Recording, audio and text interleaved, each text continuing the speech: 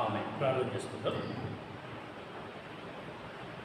ప్రేమగల మా పరలోక తండ్రి, మహాపరిశుద్ధుడమైన దేవ, జీవం గల సజీవుడైన తండ్రి, ప్రభు మరి దినమంతా కూడా మా యొక్క వ్యక్తిగత పనులలో మీరు చేసిన నీళ్ళన్నిటికై స్థుతిస్తున్నాం. ప్రతి విధమైన కీడుల నుండి, అపాయాల నుండి, ప్రమాదాల నుండి మమ్మల్ని కాపాడినారు, రక్షించినారు, భద్రపరిచినారు, సంరక్షించినారు. నీకు వందనాలు. మా చేతి పనులలో మీరు చేసిన సహాయంకై స్తోత్రాలు. మా ఉద్యోగాలలో, నాయన మా వ్యాపారంలో, పరిచర్యలో దినమంతా ఇప్పటి వరకు చేసిన వీళ్ళంటికై స్థుతిస్తున్నాం. పరలోక తండ్రి, యేసుక్రీస్తు ప్రభుల వారి నామమున మాకెంతో గొప్ప రక్షణ ఇచ్చినారు. అన్నారు ప్రభు మరి నిత్య జీవం ఇచ్చినారు, వాగ్దానాలు ఇచ్చినారు, నీ వాక్యం ఇచ్చినారు. ప్రభు మరి పరిచర్య ధర్మం జరగడానికి మాకు సంఘం ఇచ్చినారు, సహవాసం ఇచ్చినారు, అపోస్తలుల బోధ, మరి నాయన అపోస్తలులు, ప్రవక్తలు, యాజకులు, మరి నాయన పాపలు, ఉపదేశకులు, మరి నాయన బోధకులను మాకు అనుగ్రహించినందుకు మీకు వెళ్ళలేదు.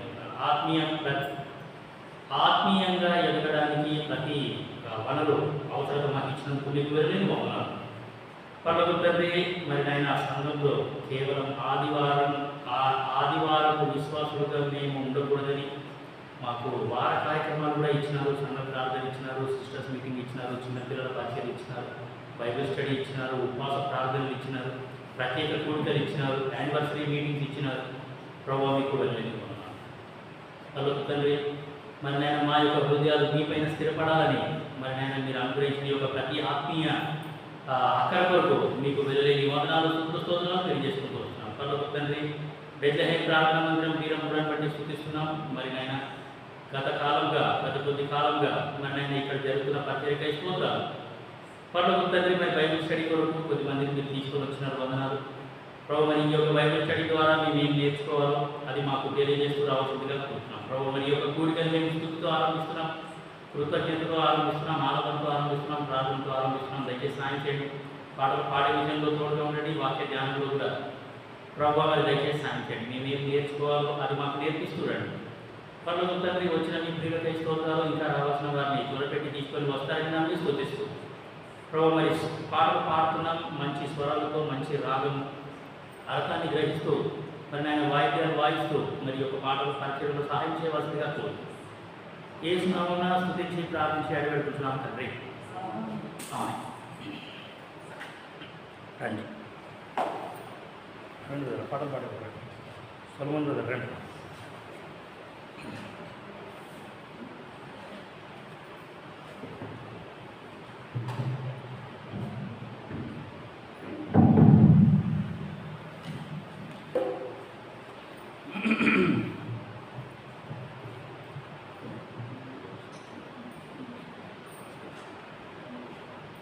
నలభై రెండో పాట పాడదు. సాంగ్ నెంబర్ 42, 42వ పాట పాడదు.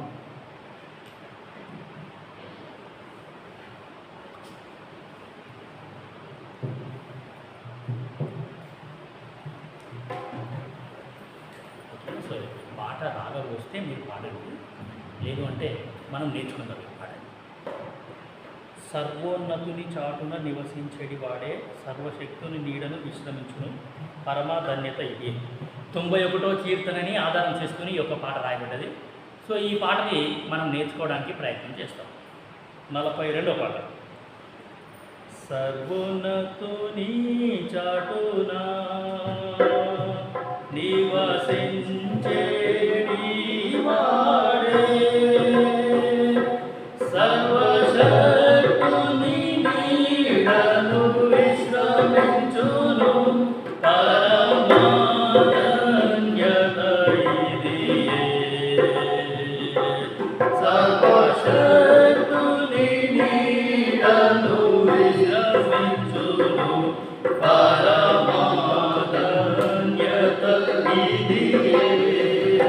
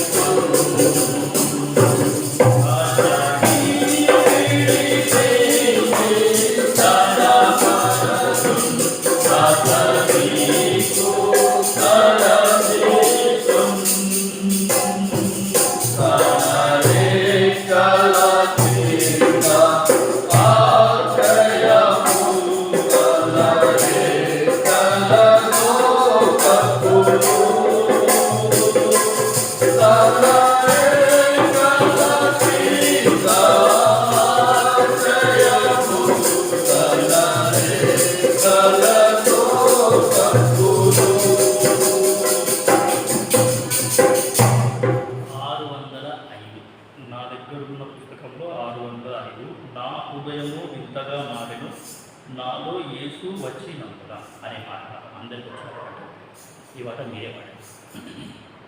600 నా దగ్గర ఉన్న సియోన్ గీతంలో 605 ఉన్నది. కొత్త నెంబర్ ఏదో చూస్తాను. నా హృదయము వింతగా మారెను నాలో యేసు వచ్చినందున అనే మాట.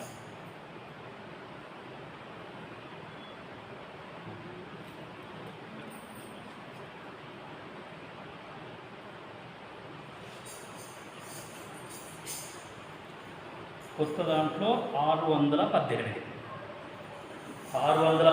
కొత్త నెంబరు, 605 పాత నెంబరు. నా హృదయము ఎంతగా నా హృదయము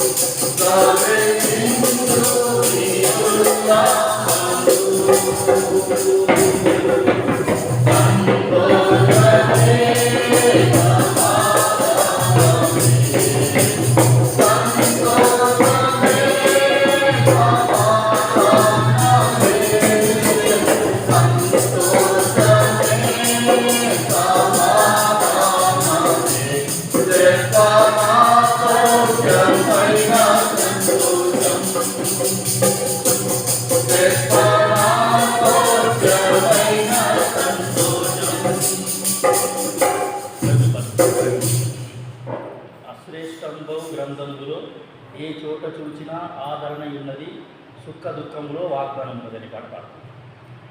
అశ్రేష్టంబౌ గ్రంథములో ఏ చోట చూచినా ఆదరణ ఉన్నది, సుఖ దుఃఖంలో వాగ్దానం ఉన్నది. విశ్వాసము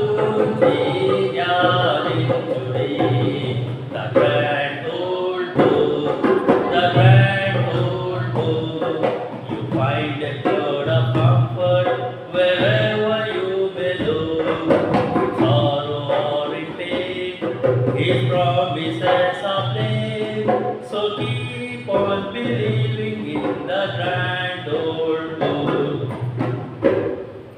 యెహోషువ మొదటి అధ్యాయం.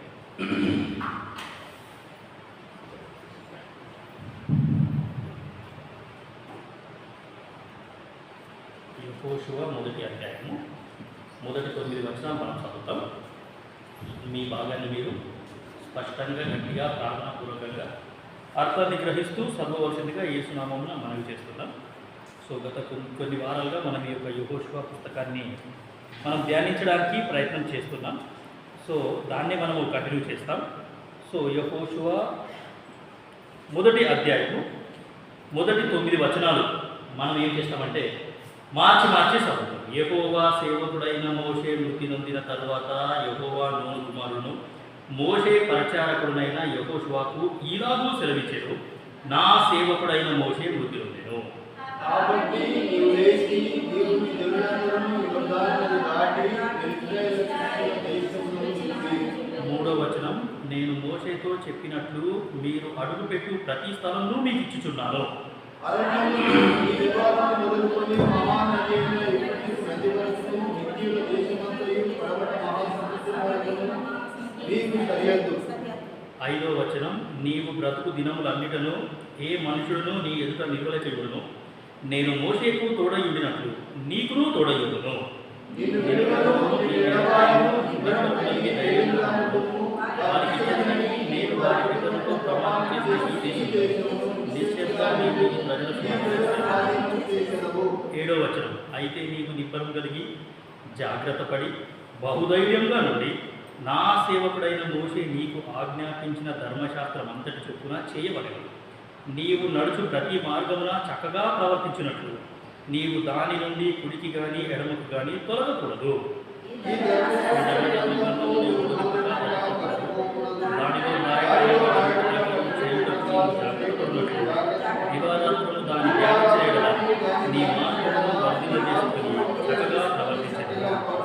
9వ వచనం అందరం కలిసి చదువుదాం. నేను నీ కాళ్ళని ఉన్నాను కదా, నిబ్బరం కలిగి ధైర్యంగా ఉండుము, దిగులు పడకుము, జడియకుము, నీవు నడుచు మార్గం అంతటిలో నీ దేవుడైన యెహోవా నీకు తోడై ఉండును. సో ఈ యొక్క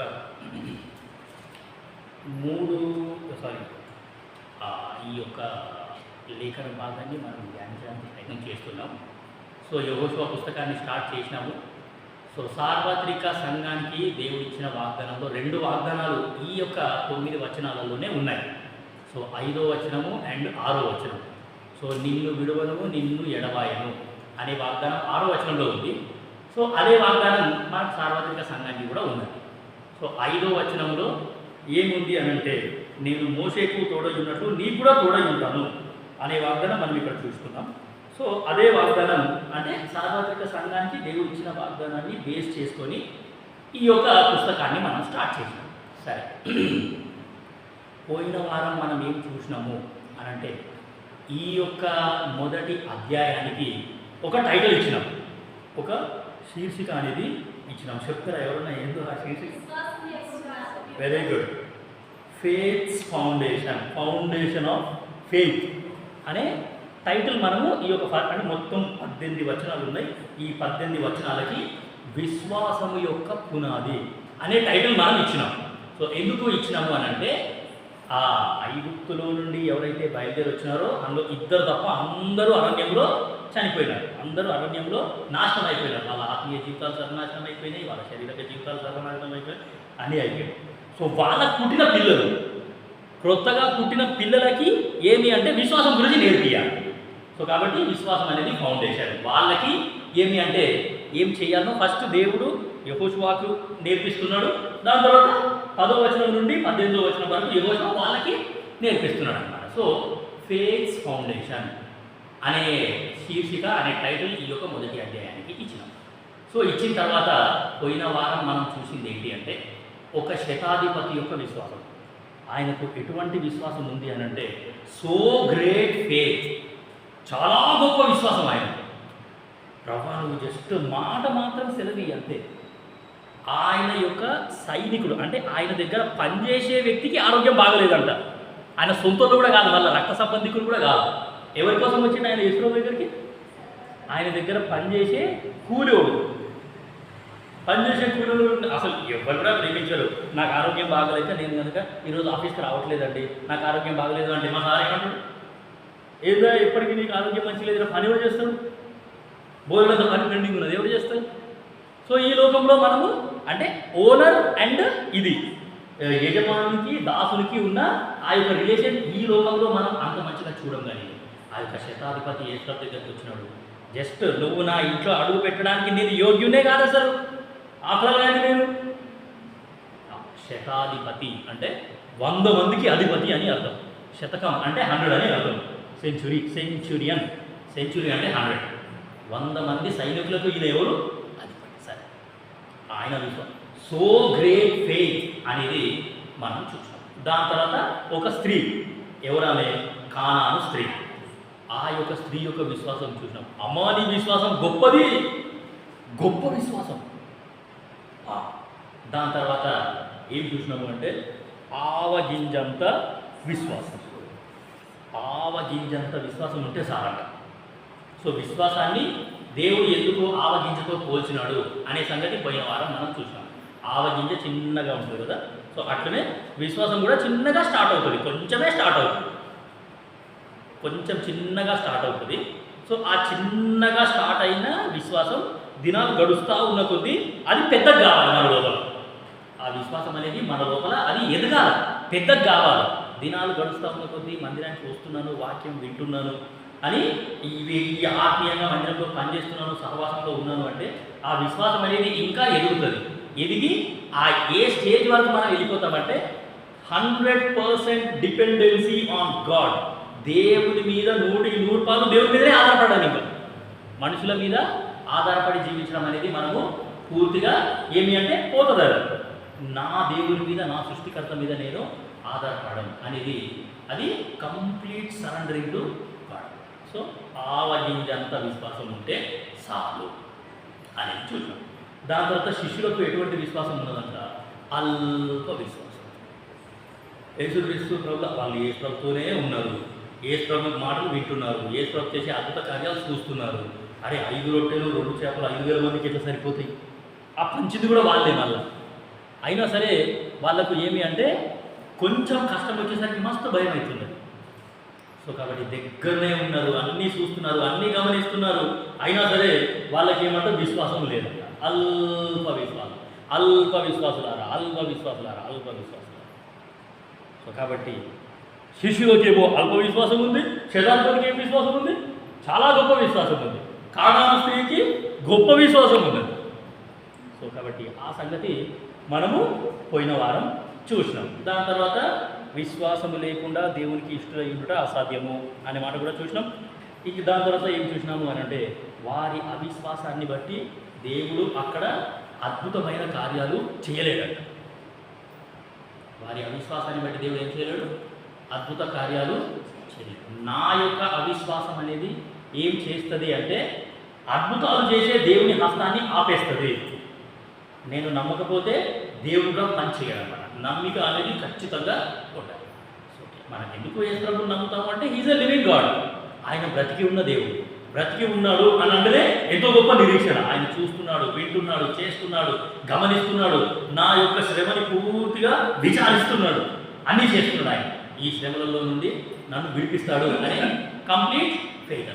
సో కాబట్టి విశ్వాసం గురించి కొన్ని మాటలు మనము చూసినాం. సో మొదటి వచనం నేను మరోసారి చదువుతున్నాను. యెహోషువ 1వ అధ్యాయము 1వ వచనం.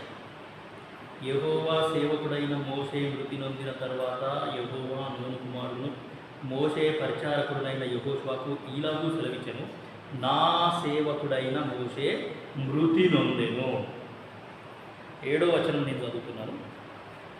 అయితే నీవు నిబ్బరం కలిగి జాగ్రత్త పడి బహుధైర్యంగా నుండి నా సేవకుడైన మోషే నీకు ఆజ్ఞాపించిన ధర్మశాస్త్రం అంతటి చొప్పున చేయవలెను. సో నా సేవకుడు అనే మాట చాలా ప్రాముఖ్యం.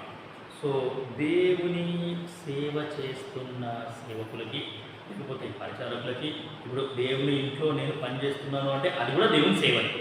సో కాబట్టి దేవుని సేవకులకి ఉండాల్సిన లక్షణాలలో కొన్ని లక్షణాలు చూస్తాం. యెహోషువకు ఎటువంటి లక్షణం ఉందో చూడండి. సంఖ్యాకాండము 32వ అధ్యాయము 11-12 వచనాలు. సంఖ్యాకాండము 32వ అధ్యాయము 11-12 వచనాలు చూడండి. దేవుని సేవకులకు ఎటువంటి లక్షణాలు ఉండాలో చూడండి. సంఖ్యాకాండము 32వ అధ్యాయము 11-12 వచనాలు చదవండి. 20 ఏళ్ళు మొదలుకొని అభిప్రాయం కలిగి ఐగుప్తు దేశంలో నుండి వచ్చిన మనుషులలో పూర్ణ మనసుతో యెహోవాను అనుసరించిన కెనేజీయుడగు యెఫ్నే కుమారుడైన కాలేబును నూను కుమారుడైన యెహోషువయు తప్ప మరి ఎవడనూ పూర్ణ మనసుతో నన్ను అనుసరింపలేదు గనుక నేను అబ్రహాము ఇస్సాకు యాకోబులకు ప్రమాణపూర్వకంగా ఇచ్చిన దేశంలో వారు తప్ప మరి ఎవరినూ చూడరని ప్రమాణం చేశాను. చూడనే చూడరు. మరోసారి నేను చదువుతున్నాను. ఐగుప్తు దేశంలో నుండి వచ్చిన మనుషులలో పూర్ణ మనసుతో యెహోవాను అనుసరించాను. ఒక వ్యక్తి దేవుని సేవకుడు, నేను ఇప్పుడు దేవుని సేవకుడిని అని అందరూ నన్ను అంటున్నారంటే నాకు ఉండాల్సిన లక్షణం ఏంటి అంటే నేను పూర్ణ మనసుతో పూర్ణ హృదయంతో యెహోవాను అనుసరించాలి. ఇది ఒక సేవకుడికి ఉండాల్సిన మెయిన్ లక్షణం. నాకు ఒక పని అప్పగించినారు మందిరంలో అంటే ఆ పని నేను ఎట్లా చెయ్యాలి అంటే పూర్ణ హృదయంతో పూర్ణ మనసుతోని నేను చెయ్యాలి. సో అప్పుడే ఏమి అంటే దేవుడు మనల్ని అంగీకరిస్తాడు. సో ఎంతమంది అయితే బయలుదేరి వచ్చినారో మరి మిగతా వాళ్ళంతా ఎట్లా అనుసరించినట్టు దేవుణ్ణి అని అంటే వాళ్ళు పూర్ణ మనసుతోని వాళ్ళు దేవుణ్ణి అనుసరించలేదు. సగం మనసు ఉందా, పావు మనసు ఉందా, అసలు దేవుణ్ణి అనుసరించాలి అనే మనస్తత్వం వాళ్ళకు ఉన్నదా లేదా? సో కాబట్టి ఒక దేవుని సేవకునిగా నాకు అంటే నా సేవకుడైన మోషే అనే మాటను బట్టి దేవుని సేవకులకు ఉండాల్సిన లక్షణాలలో ఒక లక్షణం ఏంటి అంటే పూర్ణ మనసుతో నేను దేవుణ్ణి అనుసరించాలి. యెహోషువ 22:5 చూడండి, అక్కడ కూడా అదే మాట చూడండి. యెహోషువ 22:5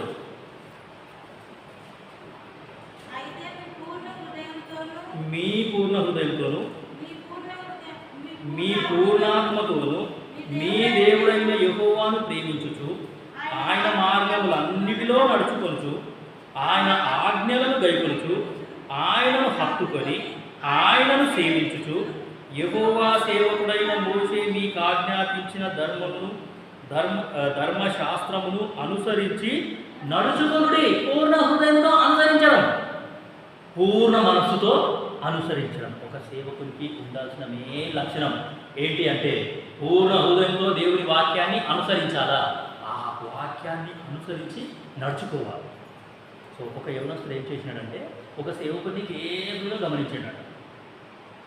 మన హెబ్రోన్ చర్చి సేవకుడే, మన హెబ్రోన్ చర్చి యవనస్తుడే చాలా కాలం కిందట, కొన్ని సంవత్సరాల కింద, ఒక 50-60 సంవత్సరాల క్రితం ఆ యవనస్తుడు ఏం చేసినట్టే ఒక సేవకుని జాగ్రత్తగా గమనించాడంట.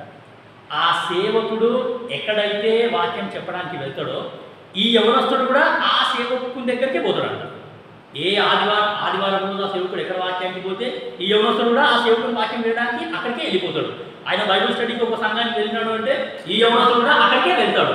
దాని తర్వాత ఆయన ప్రత్యేక కుంటలకి ఎక్కడికైనా వెళ్ళినాడు వాక్యం చెప్పడానికి బోధకుడుగా అంటే ఈ యవనస్తుడు కూడా అక్కడికే వెళ్తున్నాడు. ఆయన స్థానిక సంఘంలో అసలు ఆ యవనస్తుడు లేడంట. అయితే స్థానిక సంఘస్థులు స్థానికులు గమనించినారు ఆ యవనస్తుడిని.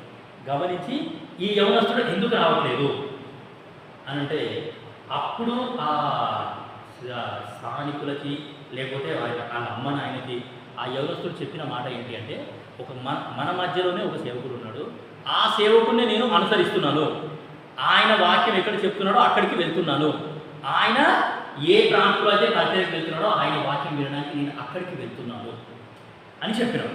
ఎందుకు అట్లా చేస్తున్నావు, నువ్వు ఎందుకు అట్లా చేస్తున్నావు అని అడుగుతూ ఉంటే దానికి కారణం ఏంటి మాకు చెప్పు అని అంటే నేను మిగతా సేవకులను కూడా గమనించినాను, ఈ సేవకుని కూడా గమనించినాను. మిగతా సేవకులు జస్ట్ వాక్యాన్ని చెప్తున్నారు, వెళ్ళిపోతున్నారు అంతే, వాళ్ళు వాక్యాన్ని అనుసరించట్లేదు. కానీ ఈ సేవకుడు మాత్రం ఏదైతే చెప్తున్నాడో అది చేస్తున్నాడు, క్రియాపూర్వకంగా ఆయన చెప్పింది ఆయన చేస్తున్నాడు. అందుకే నేను ఆయన దగ్గర చెప్తాను. సార్ నేను వాక్యాన్ని అనుసరించి నడుస్తున్నానా లేదా అదే చూస్తుంది, అంతేగాని దానికి మించి ఇంకా వేరేదేది చూడలేదు. కొన్ని వచనాలు చదవండి. 1:36 ద్వితీయోపదేశకాండం, తొందరగా చదవండి. 1:36 ద్వితీయోపదేశకాండము. అన్ని వచనాలు ద్వితీయోపదేశకాండంలోనే ఉంటాయి. ఒక్క పేజీ తిప్పితే మీకు అన్ని వచనాలు వచ్చేస్తాయి. చూడండి, 1:36 ద్వితీయోపదేశకాండం. యెఫున్నె కుమారుడైన కాలేబు తప్ప మరి ఎవడునూ చూడడు, అతడు పూర్ణ మనస్సుతో యెహోవాను అనుసరించను గనుక అతడు దానిని చూచును. అతడు అడుగుపెట్టిన దేశమును నేను అతనికిని అతని సంతానమునకును ఇచ్చేదనని ప్రమాణము చేసిన పూర్ణ మనసుతో అనుసరించుట. సో యెహోషువ కానీ కాలేబ్ కానీ వీళ్ళిద్దరు కూడా పూర్ణ మనసుతో యెహోవాను అనుసరించినారంటండి. ప్రజలందరూ కూడా ఏం చేస్తున్నారంటే మోషే మీద సనుగుతున్నారు, దేవుని మీద సనుగుతున్నారు, మోషే మీద దురుగుతున్నారు, దేవుని మీద దురుగుతున్నారు, అయ్యో తిట్టుకుంటున్నారు, కొట్టుకుంటున్నారు, అంతా గొడవలే ఉన్నాయి. అయినా సరే వీళ్ళిద్దరూ మాత్రం పూర్ణ మనసుతో అనుసరించుట. సో పూర్ణ మనసుతో నేను దేవుణ్ణి అనుసరించుట ఒకటి. రెండోది చూడండి, 4:29 ద్వితీయోపదేశకాండం. అన్ని వచనాలు ద్వితీయోపదేశకాండంలోనే ఉన్నాయి. చూడండి 4:29 ద్వితీయోపదేశకాండం.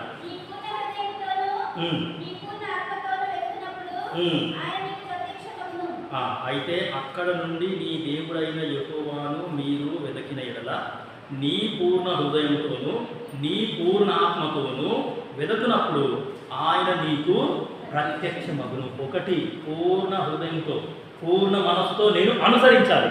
దాని తర్వాత రెండోది ఇప్పుడు చూసినాం, పూర్ణ హృదయంతో పూర్ణ మనసుతో నేను వెదకాలి. దేవుని సన్నిధిని వెదకాలి, దేవుణ్ణి వెదకాలి, దేవుని వాక్యాన్ని వెదకాలి. ఎక్కడ నేను దేవుని సేవ చేయాలి, ఎక్కడ నేను దేవుని వాక్యాన్ని వినాలి అని ఈ యొక్క దేవుణ్ణి వెతకాలండి. పూర్ణ హృదయంతో మనం దేవుణ్ణి వెతకాల. ఒకటి చూసినాము, ఒకటి పూర్ణ హృదయంతో అనుసరించాలా. రెండోది చూసినాము, పూర్ణ హృదయంతో వెతకాల. 6వ అధ్యాయము 5వ వచనం ద్వితీయోపదేశకాండం. అన్ని వచనాలు ద్వితీయోపదేశకాండంలోనే ఉన్నాయి. తొందరగా నీ పూర్ణ హృదయంతోను నీ పూర్ణ హృదయంతోను నీ పూర్ణ ఆత్మతోను నీ పూర్ణ ఆత్మతోను నీ పూర్ణ శక్తితోను నీ పూర్ణ శక్తితోను నీ దేవుడైన యెహోవాను ప్రేమింపవలెను. ఇది మూడోది. ఒకటి అనుసరించాల, రెండోది వెతకాల, మూడోది ఏమంటే ప్రేమించాల. నా దేవుణ్ణి పూర్ణ హృదయంతో నేను ప్రేమించాల. 10, 12 అక్కడనే ద్వితీయోపదేశకాండం 10వ అధ్యాయము 12వ వచనం చూడండి. కాబట్టి ఇశ్రాయేలు ఈ దేవుడైన యెహోవాకు భయపడి ఆయన మార్గములన్నిటిలో నడుచుచు ఆయనను ప్రేమించి ఈ దేవుడైన యెహోవాను నీ పూర్ణ మనసుతోను నీ పూర్ణ ఆత్మతోను సేవించి. పూర్ణ మనస్సుతోనూ పూర్ణ ఆత్మతోనూ సేవించి. సో ఏ పని చేసినా సరే పూర్ణ హృదయంతో పూర్ణ ఆత్మతో నేనేం చేయాలి అంటే సేవించాలా అనే సంగతి నువ్వు నేను ఇక్కడ చూస్తున్నాం. ఒకటి అనుసరించాలా, రెండోది వెదకాల, మూడోది ప్రేమించాలా, నాలుగోది ఏమంటే సేవించాలా. 11వ అధ్యాయము 13, 14 వచనాలు ద్వితీయోపదేశకాండం. కాబట్టి మీరు పూర్ణ హృదయంతోను మీ పూర్ణాత్మతోను ఈ దేవుడైన యెహోవాను ప్రేమించి ఆయనను సేవింపవలెనని నేను మీకు ఇచ్చు ఆజ్ఞలను మీరు జాగ్రత్తగా వినిన ఎడల ఈ దేశమునకు వర్షము అనగా తొలకరి వానను కడవరి వానను దాని కాలమున కురిపించేదను. చూసారా, పూర్ణ మనస్సుతో పూర్ణ హృదయంతో దేవుని వాక్యాన్ని వినాలండి. వినాలి. వింటే వర్షాకాలంలో వర్షం ఇస్తాడంట. సో వర్షం ఇస్తాడు అంటే మనకు కరువు రాదు. వాక్యం అనే కరువు, వాక్కు అనే కరువు అసలు ఉండనే ఉండదు. మేము పరిచర్యకి వెళ్తూ ఉంటే అసలు సంఘ వార కార్యక్రమాలు అనౌన్స్ చేస్తారు. అందులో మా చర్చిలో బైబిల్ స్టడీ ఉంది అని ఎవ్వరు కూడా అనౌన్స్ చేయాలి. చాలా చర్చెస్లో అసలు బైబిల్ స్టడీ లేదు. ఓన్లీ ఆదివారం రోజు అందరూ వస్తారు. ఆదివారం రోజు ఇక్కడ నుండి అక్కడి వరకు ఫుల్ అయిపోతుంది మందిరం. వార కార్యక్రమాలకు ఎవరు రాదు, సంఘ ప్రార్థనకు రాదు, వాళ్ళకి బైబిల్ స్టడీ అసలు లేదు. బైబిల్ స్టడీ లేదు అంటే వాక్యం యొక్క కరువు నీ సంఘంలో ఉంది అని అర్థం. వాక్యం యొక్క వర్షం నీ యొక్క సన్నిధిలో కురవట్లేదు, నీ సంఘంలో కురవట్లేదు. దాని అర్థం ఏంటంటే పూర్ణ హృదయంతో పూర్ణ మనస్సుతో నేను వినట్లేదు, వినడానికి నాకు ఇష్టమే లేదు. దాని తర్వాత చూడండి, ఇంకా చూస్తాం చూడండి. 26:16 ద్వితీయోపదేశకాండం. 26:16 ద్వితీయోపదేశకాండం. ఏం చూస్తున్నాము మనము అంటే ఒక సేవకునికి ఉండాల్సిన లక్షణాలు. నీ దేవుడైన యెహోవా నీకు ఆజ్ఞాపించి ఉన్నాడు గనుక నీవు నీ పూర్ణ హృదయంతోను నీ పూర్ణ ఆత్మతోను వాటిని అనుసరించి నడుచుకొనవలెను. గైకొనవలెను. నీ దేవుడైన ఈ కట్టడలను విధులను గైకొనుమని నీ దేవుడైన యెహోవా నీకు ఆజ్ఞాపించి ఉన్నాడు కనుక మనం ఏం చేయాలంటే ఆ యొక్క కట్టడలు, ఆ యొక్క ధర్మశాస్త్ర విధులలోనే మనం నడుచుకోవాలంట. అందులోనే నడుచుకోవాలి. పూర్ణ హృదయంతో నడవాలి, పూర్ణ మనసుతో నడవాలి. సో దేవుని సేవకులకు ఉండాల్సిన లక్షణం, దేవుని సేవ చేసే సేవకులకు కానీ లేకపోతే విశ్వాసులకు కానీ మనందరికీ ఉండాల్సిన లక్షణాలు అండి ఇవన్నీ. సో కాబట్టి అందుకే ఏమి అంటే దేవుని వాక్యం మనకు చాలా ఇంపార్టెంట్. ఆ 30వ అధ్యాయము 2వ వచనం, ద్వితీయోపదేశకాండం 2-3 వచనం, 30వ అధ్యాయము 2-3 వచనం చూడండి. సమస్త జనముల మధ్యను వాటిని జ్ఞాపకం చేసుకుని నీ దేవుడైన యెహోవా వైపు తిరిగి నేడు నీకు ఆజ్ఞాపించు సమస్తమును బట్టి నీ హృదయంతోనూ నీ పూర్ణాత్మతోనూ ఆయన మాట నీవును నీ సంతతి వారును వినిన యెడల నీ దేవుడైన యెహోవా చెరలోని మిమ్మల్ని తిరిగి రప్పించును. సో కాబట్టి ముందు నేను పూర్ణ హృదయంతో వినాలి, దాని తర్వాత నా సంతానం. ఏమమ్మా అర్థమవుతుందమ్మా దేవుని వాక్యం మీకు? వినడంలో చాలా జాగ్రత్తగా దేవుని వాక్యం అనేది వినాలి. నేను జాగ్రత్తగా వింటే చాలు, ఆ వాక్యమే నా లోపల ఉంటుంది. ఆ జాగ్రత్తగా విన్నానంటే ఆ వాక్యం నాకు గుర్తుంటుంది. ఒక పరిస్థితుల గుండా వెళ్ళినప్పుడు ఆ వాక్యమే నాకు గుర్తొస్తుంది, ఆ వాక్యం నన్ను ధైర్యపరుస్తుంది. సో కాబట్టి నేను కూడా పూర్ణ హృదయంతో వినాలంట, దాని తర్వాత నా సంతానం కూడా వినాలంట. వింటే నీ దేవుడైన యెహోవా చెరలోని మిమ్మును తిరిగి రప్పించును. పాపం అనే చెరల ఈ రోజులలో సెల్ ఫోన్ అనేది పెద్ద బాండేజ్. సెల్ ఫోన్ కానీ, టీవీ కానీ, క్రికెట్ కానీ ఇవన్నీ ఏమయ్యానంటే బాండేజ్ అన్నమాట. ఆ యూట్యూబ్ షార్ట్స్ అంటారు, దాని తర్వాత ఇన్స్టాగ్రామ్ రీల్స్ అంటారు, ఫేస్బుక్ స్టోరీస్ అంటారు, దాని తర్వాత వాట్సాప్ స్టేటస్, ఇవన్నీ ఏమయ్యాయంటే చెర. మనకు తెలియదు వచ్చింది, మనం బతకాలలో పోతున్నామని తెలియదు వచ్చింది మనం, కానీ సంతోషిస్తున్నాం. అవే మంచిది ఉన్నాయి, ఈరోజు వాక్యం వద్దు, సంఘం వద్దు, అవే మంచిది. సో కాబట్టి ప్రియమైన దేవుని బిడ్డలారా మనం ఎక్కడున్నాం? 30వ అధ్యాయము 10వ వచనం చూడండి. అక్కడే ద్వితీయోపదేశకాండము 30వ అధ్యాయము 10వ వచనం. నేడు నేను నీకు ఆజ్ఞాపించు ఈ ధర్మమును గ్రహించుట నీకు కఠినమైనది కాదు, దూరమైనది కాదు. మనము దానిని విని గైకొనున్నట్లు ఎవడు ఆకాశమునకు ఎక్కిపోయి మన యుద్ధకు దాన్ని తెచ్చును అని నీవనుకొనుటకు అది ఆకాశమందు ఉండునది కాదు. సో కాబట్టి గ్రహించుట అనేది మనం ఇక్కడ చూస్తాం. సరే 30:10 నేను 11 చదివినాను. 30వ అధ్యాయము 10వ వచనం చూడండి. మరియు నీ దేవుడైన యెహోవా నీ చేతి పనులన్నిటి విషయంలోనూ, నీ గర్భఫల విషయంలోనూ, నీ పశువుల విషయంలోనూ, నీ భూమి పంట విషయంలోనూ నీకు మేలైనట్లు నిన్ను వర్ధిల్లజేయును. ఈ ధర్మశాస్త్ర గ్రంథమందు రాయబడిన ఆయన ఆజ్ఞలను కట్టడలను నీవు గైకొని ఈ దేవుడైన యెహోవా మాట విని నీ పూర్ణ హృదయంతోనూ నీ పూర్ణాత్మతోనూ ఈ దేవుడైన యెహోవా వైపు మళ్ళునప్పుడు యెహోవా నీ పితరుల యందు ఆనందించినట్లు నీకు మేలు చేయుటకు నీ యందును ఆనందించి నీ వైపు మళ్ళును. పూర్ణ హృదయంతో యెహోవా వైపు మళ్ళాలి, ఆయన వైపు తిరగాలి. We should turn wholeheartedly to my God. So ఈ లోకానికి నా వీపునే చూపిస్తాను, కానీ నా ముఖాన్ని నేను అసలు చూపెట్టను. ఈ లోకస్తులకి కానీ, లోక సంబంధమైన ఆచారాలు కానీ, అలవాట్లు కానీ, పద్ధతులు కానీ, వీటన్నిటికీ నేను నా వీపునే చూపిస్తాను, కానీ నా ముఖాన్ని కానీ, నా హృదయాన్ని కానీ, నా మనసుని కానీ నేను చూపెట్టను. wholeheartedly I should turn towards my God. So కాబట్టి దాన్ని ఏమంటామంటే హృదయాన్ని పరీక్షించుకున్నప్పుడు ఇవన్నీ మనకు గుర్తొస్తాయన్నమాట. ఆదివారం రోజు కానీ నేనైతే ప్రతిరోజు నా హృదయాన్ని పరీక్షించుకుంటాను, ప్రతి క్షణం నా హృదయాన్ని పరీక్షించుకుంటూనే ఉంటాను. సో కాబట్టి అందుకే ఏమి అంటే ఇవన్నీ చాలా ప్రాముఖ్యం. ఒక సేవకునికి ఉండాల్సిన లక్షణాలలో మొదటి చూసినాము, పూర్ణ హృదయంతోనూ పూర్ణాత్మతోనూ అనుసరించాలా, దాని తర్వాత పూర్ణ హృదయంతో దేవుణ్ణి వెతకాలా, దాని తర్వాత పూర్ణ హృదయంతో దేవుణ్ణి ప్రేమించాలా, దాని తర్వాత పూర్ణ హృదయంతో దేవుణ్ణి సేవించాలా, దాని తర్వాత పూర్ణ హృదయంతో వినాలా, పూర్ణ హృదయంతో దేవుని యొక్క మార్గాలలో నడుచుకోవాలా, దాని తర్వాత నాతో పాటు నా సంతానం కూడా పూర్ణ హృదయంతోనే దేవుని వాక్యాన్ని వినాలి, నా సంతానాన్ని కూడా వినిపించాలి. శారీరక సంతానం అండ్ ఆత్మీయ సంతానం, 2 రకాల సంతానాలు ఉన్నాయి. శారీరక సంతానం కూడా నాకు ఉంది, ఆత్మీయ సంతానం కూడా నాకు ఉంది. సో కాబట్టి ఆత్మీయ పిల్లలను కూడా పోషించడం, పూర్ణ హృదయంతో వాళ్ళకి వాక్యం అనేది తెలియజేయడం. దాని తర్వాత పూర్ణ హృదయంతో నేనేం చేయాలంటే యెహోవా వైపు మళ్ళా నా హృదయాన్ని నేను పట్టించుకున్నప్పుడు దేవుడు చెప్తాడు, పలానా దగ్గర నువ్వు తప్పిపోయినావు, పలానా చోట జారిపోయినావు అంటే నేను వెంటనే ఏం చేస్తానంటే పూర్ణ హృదయంతో ఏమి అంటే ఆయన వైపు మళ్ళీ.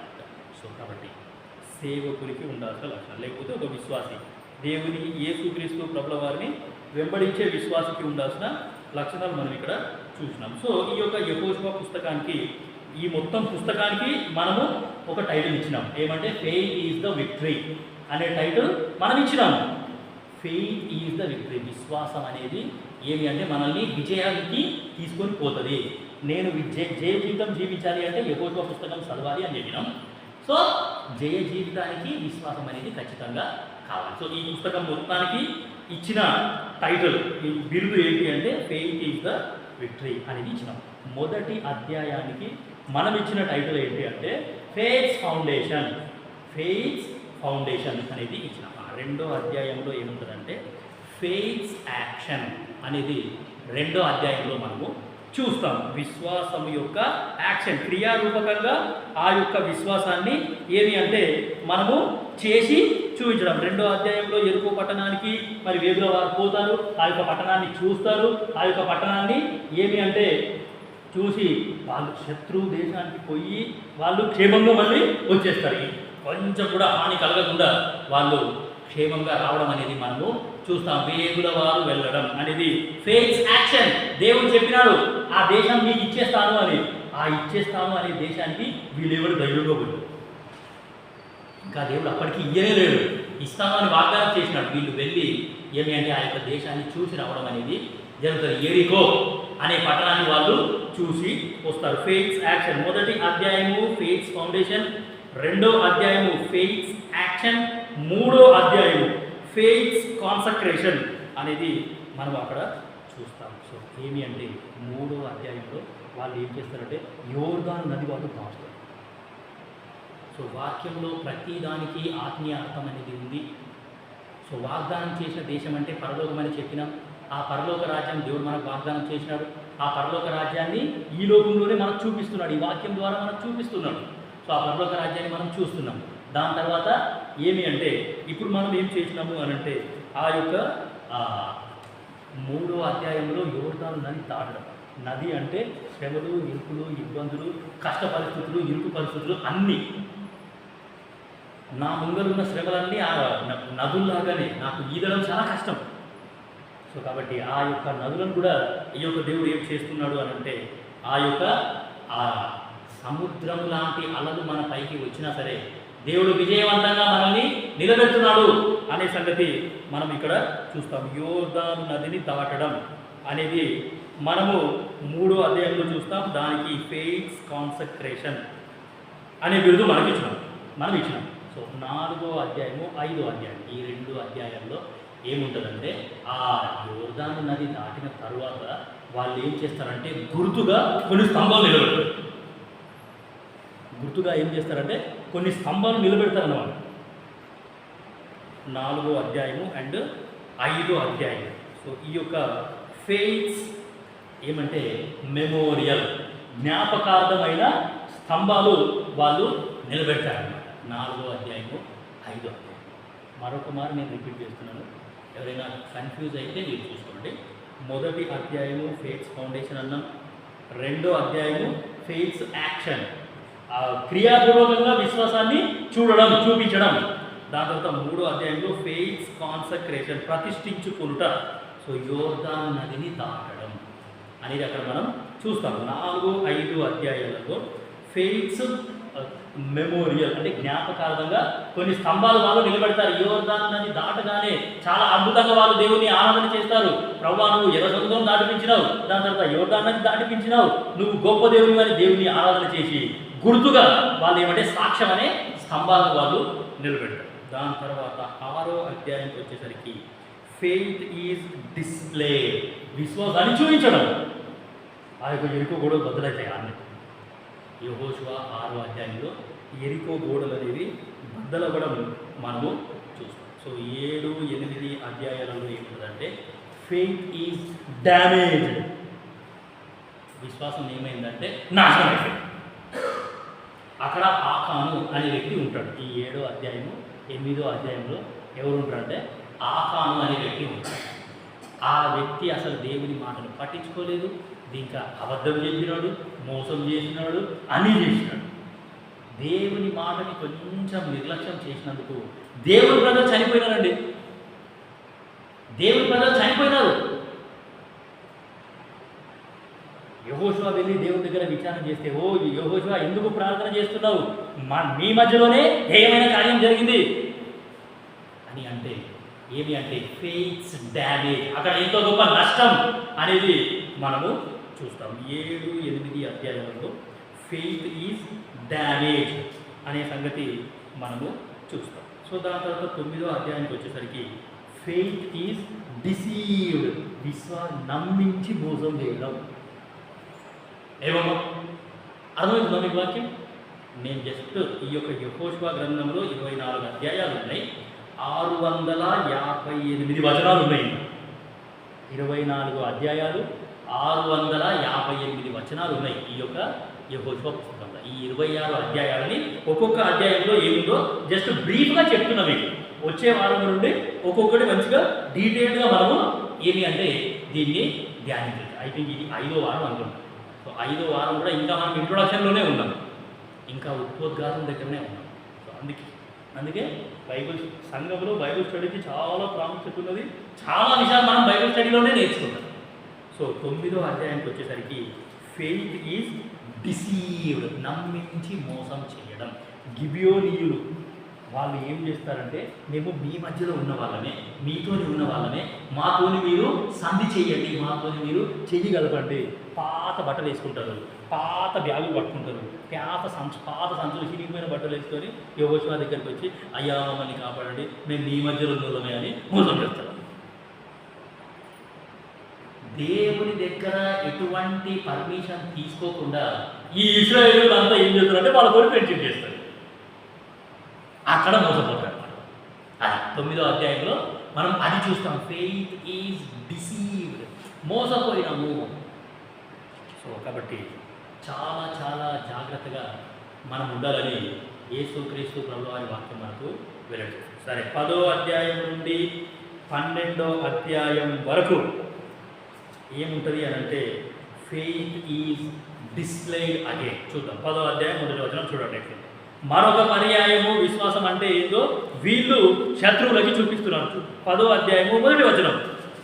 యెహోషువ ఆయన్ని పట్టుకొనిన సంగతియు అతడు యెరికోను దాని రాజును నిర్మూలం చేసినట్టు ఆయన్ని దాని రాజును నిర్మూలం చేసిన సంగతియు, గిబియోను నివాసులు ఇశ్రాయేలీయులతో సంధి చేసుకొని వారితో కలుసుకొనిన సంగతియు యెరూషలేము రాజైన అదోనీసెదెకు వినినప్పుడు అతడు అతని జనులు మిగులు భయపడిరి. ఏమమ్మా యెహోషువ ఏమేం చేస్తున్నాడంట? యెరికోను పట్టుకున్నాడంట, హాయిని పట్టుకున్నాడంట, ఆ దేశాలని జయించినాడు, వాళ్ళ రాజులను జయించినాడు. ఆయన జయించినాడు అనే సంగతి ఎవరి దగ్గరికి వచ్చింది? ఇప్పుడు ఇన్ఫర్మేషన్ న్యూస్ ఎవరి దగ్గరికి వచ్చింది? యెరూషలేము రాజు దగ్గరికి వచ్చింది. యెరూషలేము రాజైన అదోనీసెదెకు వినినప్పుడు అతడును అతని జనులను మిగుల భయపడి. రాజు భయపడ్డాడండి. అర్థమవుతుందా మీకు దేవుని వాక్యం? రాజు భయపడ్డాడు. యెహోషువకి ఇశ్రాయేలు ప్రజలకి వాళ్ళు హాయిని ఓడించేసినారు, ఎరికోని ఓడించేసినారు. ఎరికో అంటే పెద్ద పెద్ద గోడలు ఉన్నాయి. ఆ గోడలకు వాళ్ళు చేసింది కూడా ఏం లేదు. ఆ లాస్ట్ డే రోజు 7 సార్లు మొత్తం చుట్టూ తిరిగినారు, ఒకటేసారి ఓడినారు, అయిపోయారు. ఆ గోడలు స్మాష్. ఇవన్నీ వినేసరికి రాజు యొక్క హృదయం బద్దలైపోతుంది, గుండెలో దడబడుతున్నది. అరే వీళ్ళు ఒడితేనే గోడలు బద్దలైపోతున్నాయి, మన దగ్గరికి వచ్చి ఒడితే ఆ బిల్డింగ్ నా మీదే పడుతుందేమో. Faith is displayed. 11వ అధ్యాయం చూడండి. 11వ అధ్యాయం 1వ వచనం ఎంత మంచిగా ఉందో చూడండి దేవుని వాక్యం. హసోరు రాజైన యాబీను జరిగిన వాటిని గూర్చి విని మాదోను రాజైన యోబాబుకును షిమ్రోను రాజుకును అక్షాపు రాజుకును ఉత్తర దిక్కుననున్న మన్య దేశంలోను కిన్నెరేతు దక్షిణ దిక్కుననున్న అరాబాలోను షెఫేలాలోను పడమటనున్న దోరు మన్యములోను ఉన్న రాజులకును తూర్పు పడమటి దిక్కుల యందలి కనానీయులకును అమోరీయులకును హిత్తీయులకును పెరిజీయులకును మన్యములోనున్న యెబూసీయులకును మిస్పా దేశమందలి హెర్మోను దిగువ నుండు హివ్వీయులకును వర్తమానం పంపగా వారు సముద్ర తీరమందలి ఇసుక రేణువులంత విస్తారముగా ఉన్న తమ సైనికులను అందరినీ సమకూర్చుకొని విస్తారమైన గుర్రములతోనూ రథములతోనూ బయలుదేరి ఆ రాజులందరూ కూడుకొని ఇశ్రాయేలీయులతో యుద్ధం చేయుటకు మేరోము నీళ్ళ యుద్ధకు వచ్చి దిగగా యెహోవా వారికి భయపడకుము, రేపు ఈ వేళకు ఇశ్రాయేలీయుల చేత సంహరింపబడిన వారినిగా నేను వారిని అందరినీ అప్పగించెదను. ఒక ప్రాంతాన్ని జయించినారు అంటే ఆ పక్కనున్న ఊళ్ళకి ఇన్ఫర్మేషన్ వెంటనే పాస్ అయిపోతుంది. ఈ రోజుల్లో మనకు ఈ సెల్ ఫోన్స్ వాట్సాప్ వాటి ద్వారా కొట్టేసినామంటే ఇన్ఫర్మేషన్ వెళ్ళిపోతుంది. మరి ఆ రోజుల్లో ఇన్ఫర్మేషన్ ఎట్లా పోయిందో తెలియదు. కానీ ఇంతమంది రాజులు వాళ్ళంతా ఏమైనారంటే పెద్ద కూటమిలో వచ్చినారు. మనమంతా ఫ్రెండ్స్. ఇప్పుడు మనం అందరి టార్గెట్ ఒకటే, ఆ యెహోషువను ఆ ఇశ్రాయేల్ ప్రజలను నాశనం చేద్దాం. ఫెయిత్ ఈజ్ డిస్ప్లేడ్ అనే సంగతి మనము చూస్తున్నాం. 12వ అధ్యాయం 1వ వచనం నేను చదువుతున్నాను. యెహోషువ 12:1 ఇశ్రాయేలీయులు యోర్దానుకు తూర్పుగా అవతలనున్న అర్నోను లోయ మొదలుకొని హెర్మోను కొండ వరకు తూర్పునందరి మైదానమంతటిలో హతము చేసి వారి దేశములను స్వాధీనపరచుకొనిన రాజులు ఎవరనగా, 2వ వచనంలో చదివితే పెద్ద లిస్ట్ ఉంటుంది. అంతమంది రాజులని ఇశ్రాయేలీయులు హతం చేసేసారు. అందుకే ఈ యొక్క 10, 11, 12 ఈ 3 అధ్యాయాలకి ఏమి అంటే ఫెయిత్ ఈజ్ డిస్ప్లేడ్ అగైన్. మరొక పర్యాయము విశ్వాసం అనేది క్రియారూపకంగా మనము చూసినాము. 13వ అధ్యాయం నుండి 19వ అధ్యాయం వరకు ఫెయిత్ ఈజ్ రివార్డెడ్ అనే సంగతి మనం అక్కడ చూస్తాం. సో ఆ ఇప్పుడు ఆ 12:1 చదివినాం కదా, ఆ రాజులందరినీ హతం చేసిన తర్వాత ఈ యొక్క ప్రజలు, ఈ యొక్క యెహోషువ, కాలేబు వాళ్ళతో ఉన్న ప్రజలందరూ కూడా ఆ దేశాన్ని అంటే 13వ అధ్యాయం నుండి 19వ అధ్యాయం వరకు ఆ కానాను దేశాన్ని మొత్తం 12 గోత్రముల వాళ్ళకి ఏం చేస్తారంటే వాళ్ళు డివైడ్ చేసి ఇచ్చేస్తారు, విభజించి ఇచ్చేస్తారు. అర్థమవుతుందా? వాళ్ళు కష్టపడ్డది లేదు, వాళ్ళు సంపాదించింది లేదు, వాళ్ళు శ్రమపడ్డది లేదు. కష్టం చేసి ఈ రోజుల్లో ఒక 200 గజాల జాగ నేను కొనుక్కోవాలి అంటే ఎంత కష్టమో. సంగారెడ్డిలో అయితే 44,000 గజం జాగ. ఇంకా ఈ హైదరాబాద్లో ఇక్కడ దిక్కు 1,00,000 ఉంటుంది. ఈ ప్రజలు వాళ్ళు చేసింది ఏమీ లేదు. దేవుడు వాగ్దానం చేసినాడు, ఆ దేశాన్ని ఇచ్చేసిండు. నేను అబ్రహాంకు వాగ్దానం చేసిన, నువ్వు పరవాసం చేసిన దేశాన్ని నీ సంతానానికి ఇస్తా.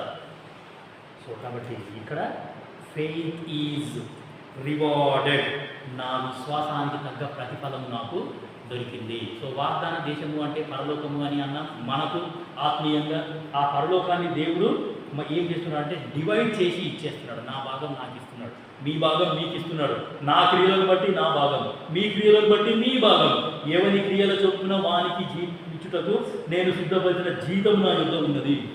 సో దేవుడు ఆ యొక్క పరలోక రాజ్యాన్ని డివైడ్ చేసి ఇవ్వబోతున్నాడు. 20వ అధ్యాయానికి వచ్చేసరికి ఫెయిత్ ఈజ్ ప్రొటెక్టెడ్, విశ్వాసం అనేది ఏమి అంటే భద్రపరచబడ్డది. ఆ యొక్క 20వ అధ్యాయంలో మనం ఏం చూస్తాము అంటే 6 ఆశ్రయపురములు వాళ్ళు ఏం చేస్తారు అంటే నిర్మించుకుంటారు. 6 సిటీస్ ఆఫ్ రెఫ్యూజ్. యోర్దానుకు యువతల 3, యోర్దానుకు అవతల 3. 6 ఆశ్రయపురములు అంటే మై ఫెయిత్ ఈజ్ ప్రొటెక్టెడ్, నా విశ్వాసం అనేది భద్రపరచబడుతుంది. నా యొక్క విశ్వాసాన్ని దేవుడు కాపాడుతున్నాడు. అవిశ్వాసం నా లోపలికి రాకుండా ఈ యొక్క దేవుడు చూస్తున్నాడు అనే సంగతి మనం అక్కడ చూస్తాం. 21వ అధ్యాయము 22వ వచనంలో ఏముంటుందంటే ఫెయిత్ ఈజ్ ఫోకస్డ్. ఆ యొక్క ఫెయిత్ నా యొక్క విశ్వాసం పైన దృష్టి ఉంచినాడు. ఆ 21, 22 అధ్యాయాలలో వీళ్ళు ఏం చేస్తారంటే దేవుడు మోషేకు సెలవిస్తారనమాట. లేవీయులకి ఈ భాగం ఉండాలా, ఈ ప్రాంతాలన్నీ లేవీయులకు ఇచ్చేసేయి అని దేవుడు చెప్తాడనమాట. సో లేవీయులకు ఏ భాగం వస్తుంది అనేది ఆ 21వ అధ్యాయము 22వ అధ్యాయంలో ఉంటుంది. లేవీయులకు ఏ భాగం రావాలా, అండ్ లేవీయులు ఏ విధంగా ఏ భాగంలో వాళ్ళు ఆరాధన చేయాలా, ఏ భాగంలో వాళ్ళు కూడుకోవాలా, అవన్నీ ఈ యొక్క 21 అండ్ 22 అధ్యాయాలలో మనము చూస్తాం. ఏ భాగాలలో బలిపీఠములు ఉన్నాయి, ఏ భాగాలలో వాళ్ళు కూడుకోవాలా, లేవీయులు ఎక్కడ ఉండాలా అనేది, లేవీయుల యొక్క స్వాస్థ్యం, division of land to the Levites, లేవీయుల భాగాన్ని లేవీయులకు ఇచ్చుట అనేది మనం అక్కడ చూస్తాం. 23వ అధ్యాయము 24వ అధ్యాయంలో ఏముంటుందంటే ఫెయిత్ ఈజ్ ఎగ్జాల్టెడ్, నా యొక్క విశ్వాసం అనేది హెచ్చింపబడుట అనేది నేను అక్కడ చూస్తాను. ఆ యొక్క 2 అధ్యాయాలు అంటే 23, 24 అధ్యాయాలలో ఏమి ఉంటుంది అని అంటే యెహోషువ యొక్క ఆఖరి మాటలు, యెహోషువ యొక్క ఆఖరి మాటలు నేను అక్కడ చూస్తాను. సో కాబట్టి ఈ యొక్క ఇది ఏమి అంటే just brief summary of the book of Jashuva, యెహోషువ యొక్క బ్రీఫ్ సమరీ ఈరోజు మనము చూసినాం. సో దేవుని చిత్తం అయితే వచ్చే వారం ఈ యొక్క మొదటి అధ్యాయాన్ని మనం కంప్లీట్ చేయడానికి ట్రై చేస్తాం. ఈ యొక్క మాటలన్నీ మీకు అర్థమైనాయని నేను నమ్ముతున్నాను. నా యొక్క విశ్వాసం కూడా హెచ్చింపబడబోతుంది. నా విశ్వాసాన్ని కూడా దేవుడు ఏం చేస్తాడంటే హెచ్చిస్తాడు. సో కాబట్టి దేవుడి వాక్యాన్ని దీవించుగాక. మోకరించండి, ప్రార్థన చేసి కూడిక ముగిస్తాం. ప్రేమగల మా పరలోకపు తండ్రి, మహాపరిశుద్ధుడైన దేవ, జీవం గల సజీవుడైన తండ్రి, ప్రభు మరి యెహోషువ గ్రంథాన్ని ధ్యానించే అవకాశం మాకు మీరు అనుగ్రహించినందుకు మీకు వెళ్ళలేని వందనాలు. పరలోకపు తండ్రి, ఈ యొక్క యెహోషువ పుస్తకాన్ని బట్టి స్తోత్రాలు. మరి నాయన ఫెయిత్ ఈజ్ అవర్ విక్టరీ అనే శీర్షిక ఈ యొక్క పుస్తకం మొత్తానికి ఇచ్చినాం. ప్రభువా మీకు వందనాలు. 24 అధ్యాయాలు ఒక్కొక్క అధ్యాయంలో ఏమేమి ఉందో అవన్నీ మరి నాయన క్లుప్తంగా జస్ట్ పైన మాత్రమే మేము చూసినాం. పరలోకపు తండ్రి, మరి ఇంకా లోతుగా ధ్యానించే భాగ్యాన్ని మాకు అనుగ్రహించండి. వచ్చిన మీ ప్రియులకై స్తోత్రాలు ప్రభువా, మరి విన్న మీ ప్రజలకై స్తోత్రాలు. పూర్ణ హృదయంతో పూర్ణ ఆత్మతో ఎటువంటి పనులు చేయాలి అనేవి ఒక 8 రకాల పనులు మేము చూసినాం. పూర్ణ హృదయంతో అనుసరించుట, పూర్ణ హృదయంతో వినుట, పూర్ణ హృదయంతో వెతకుట, పూర్ణ హృదయంతో మల్లుకొనుట, పూర్ణ హృదయంతో నడుచుట, పూర్ణ హృదయంతో సేవించుట. పరలోకపు తండ్రి ఎన్నో విషయాలు ఉన్నాయి. పూర్ణ హృదయంతో వినుట, నేను వినాలా, నా సంతానానికి వినిపించాలా. తండ్రి దయచేసి మేము కూడా ఎంతో జాగ్రత్తగా ఉండేలాగా సాయం చేయండి. మీరు వాగ్దానం చేసిన దేశంలో మేము ప్రవేశించేలాగున, ఆ దేశాన్ని స్వతంత్రించుకునేలాగున మాకు మీరు సహాయం చేయండి. విత్తబడిన వాక్యాన్ని దీవించండి, ఆశీర్వదించండి. విన్న మీ ప్రజలను కూడా జ్ఞాపకం చేసుకోండి. వాళ్ళకు కూడా అక్కర్లు తీర్చండి, శారీరక అక్కర్లు, ఆత్మీయ అక్కర్లు, కుటుంబంలో ఉన్న సమస్యలు, మరి నాయన ఫైనాన్షియల్ ప్రాబ్లమ్స్ కానీ, హెల్త్ ప్రాబ్లమ్స్ కానీ, మరి ఇంకా ఏ సమస్యలు ఉన్నప్పటికీ ఈ సమస్యలను అన్నింటిలో నుండి మీ ప్రియులను విడుదల అనుగ్రహించండి. పరలోకపు తండ్రి, సమస్యలలో కూడా మేము నిలబడేలాగున, జీవితం కలిగి జీవించేలాగున సహాయం చేయండి. మా యొక్క సేవకుడు మిషాయల్ కొరకు ప్రార్థన చేస్తున్నాం. మరి మంచి ఆరోగ్యం అనుగ్రహించండి, ట్రీట్మెంట్కి రెస్పాండ్ అయ్యేలాగున, మెడిసిన్స్కి రెస్పాండ్ అయ్యేలాగున కృప చూపించండి.